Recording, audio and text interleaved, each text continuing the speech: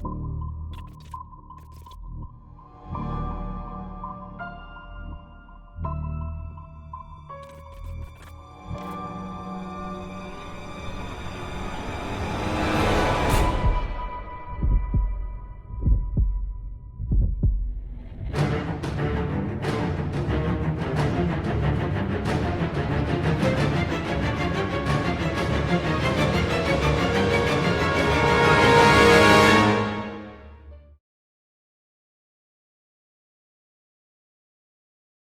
the 30s and 40s is a place where there is no diversity. The government conformed everybody to be a part of one group, the master race. If you weren't a part of the master race, you were considered a subordinate species. In response to the unimaginable events that happened during World War II, people decided that they wanted to express themselves and find their identities that were once suppressed. This is known as the postmodern movement and can be viewed all around us in art, design, architecture, and social movements. The rise of exclusive nationalism in Germany and Austria was influenced by Karl Lueger, a politician who captivated the audience with great speaking abilities and terrible ideas of anti-Semitism. He wanted to preserve Catholicism by eliminating the threat of Jews. Lueger was perceived as relatable and charismatic and extremely persuasive. During Adolf Hitler's election, he was inspired by Lueger's strategies and put them to use during his own campaigns. Lueger and Hitler's ideas involved stripping society of all diversity and creating a master race of Germans.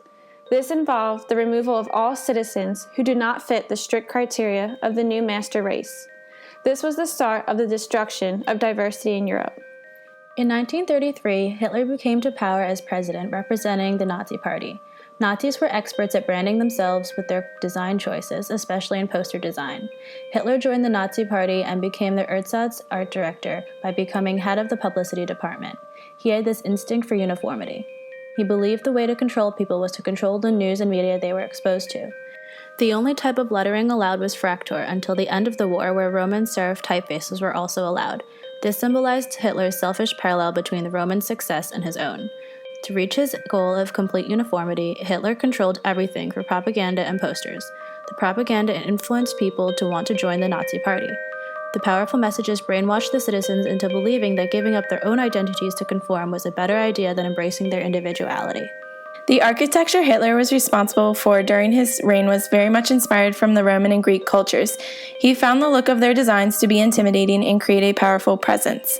The Romans built a lot of buildings on hills in order to be seen by more people. Hitler used this strategy by building concentration camps such as Mauthausen on a hill so that many communities would see his creations and fear his power. The concentration camps were designed for torture and efficiency. There was no room for self-expression. No, he did not have any creative say at all, because it's what Hitler wanted. So Hitler was like very closed-minded and was like, I want such, but he wanted like this not steel, not glass, not any of that stuff. He wanted concrete or stone. When the Holocaust ended and people reclaimed their freedom, there was a huge change in society that can be referred to as the beginning of postmodernism. My identity is an American citizen. American? Yeah.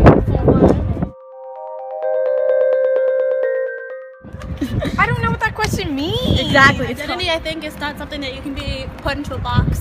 That nothing is, you can't be defined as just one thing.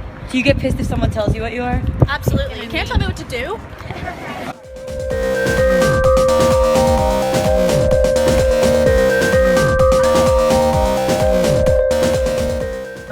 Olympia Park represents it. The Pompidou represents it.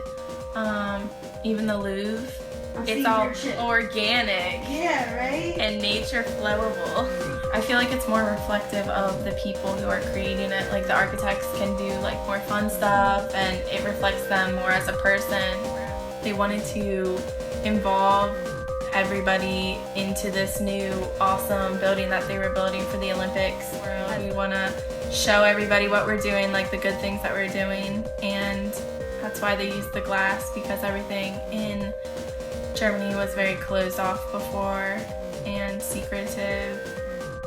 It's kind of showing that they're symbolically showing that they're ready to restart and move on. Graphic design was different in the postmodern era because they went from using a lot of rules, and then by the time it turned over into postmodernity, people were like, you can do pretty much whatever you want.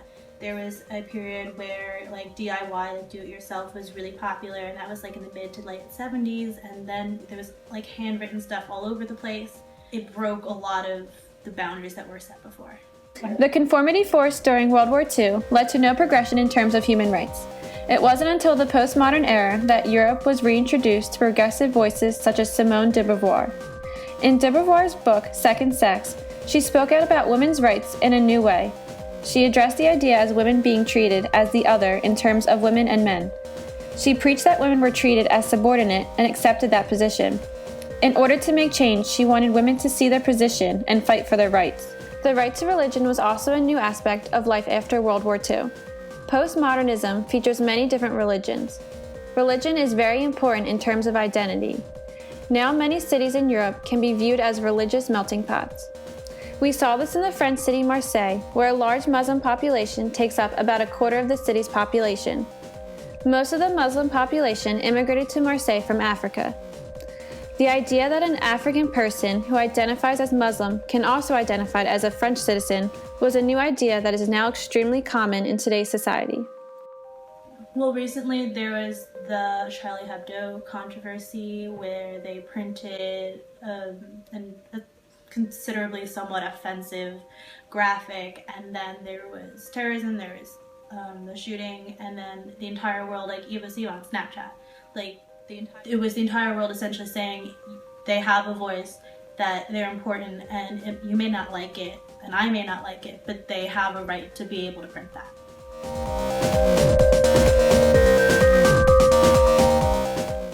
As a female business major, I have the right to be paid the same as men.